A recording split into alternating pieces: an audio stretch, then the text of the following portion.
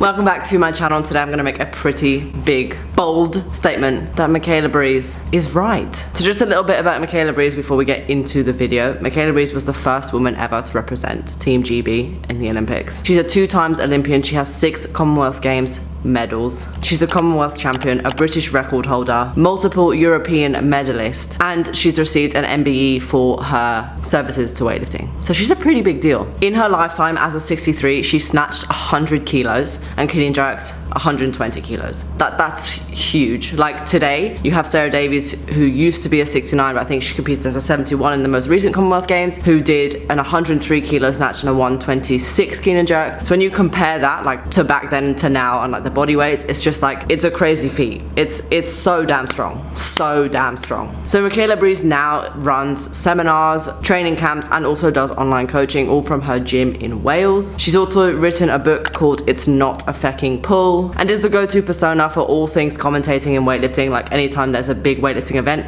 she's the one behind the mic commentating on everything that is weightlifting related, such as the Commonwealth Games recently, where she was the main host with some other guy who I'm not really sure who he is. So there is a lot of controversy in weightlifting around Michaela Breeze and like why people don't like her. She has like a very interesting take on weightlifting and a very like strange, no, not strange, she has a very like personal take onto weightlifting, and she is not scared to share that. So like throughout commentating, she will say you could be stronger if you used your glutes more. Basically, she just has like very controversial views, which a lot of people are not so fond of. However, that's like everywhere. Whenever someone makes a splash, people don't like it. So despite her controversial views, she's managed to build a huge platform in weightlifting. Like I'd say probably one of the biggest coaching platforms, like up there with Sunny Webster, and I think she has like almost 150,000 followers on Instagram, and has created this huge online community for weightlifting. And basically she does what every single coach wants to do, and she helps her athletes be better at weightlifting and helps them technically and how to get stronger and all of that sort of stuff. So fair play. We all want to be stronger, we all want to be technically more efficient,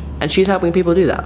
So that's what I'm going to say about that. But the reason that I wanted to bring her up in this video, and the reason that I think she is right, is that she wrote a book called It's Not a Fecking Pull. So a brief overview of her book is that she coaches to completely switch off the arms throughout the whole lift, from the floor all the way to when you receive it. No arms, nothing. And you just have to use your legs to push away from the floor and just be really fast at getting under. She calls it exploding with the legs. No shrugs, no pulls. It's all about the drop under the bar and the receive after the explosive legs. This was like massively controversial when it first came out, because people always refer to it as a pull, and a lot of people have like lots of different issues around that, but that's not what I want to talk about today. And just for the record, I think that what Michaela is doing is amazing, and I think that however we can help anyone do anything in weightlifting, we shouldn't like shun anyone for anything, because at the end of the day, like if you're helping someone and someone gets benefit out of it, you do you boo, you know?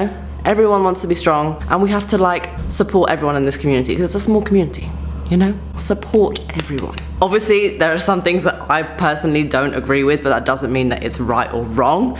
But this It's Not a Fecking Pull literally changed the game for me. Changed the game. So for those of you who've been following me on this channel for a while, you all know I have an early arm bend. I'm not going to deny it. I'm going to put my hands up and say, yes, I do. But I had not found anything that had helped me transfer the force from my legs into the bar as much as the cue from Michaela Breeze. Until I thought of the portion off the floor as a push from my legs, I just couldn't get the force from my legs into the floor. I hadn't put together how to get the force from my legs into the bar to be able to make sure that I cleaned as much as possible. So when I started cueing push, not pull, I managed to get my clean from 100 kilos to 110 kilos. Well, obviously I didn't get 110 kilos, because if you haven't watched that video, like go and watch the vlog up here.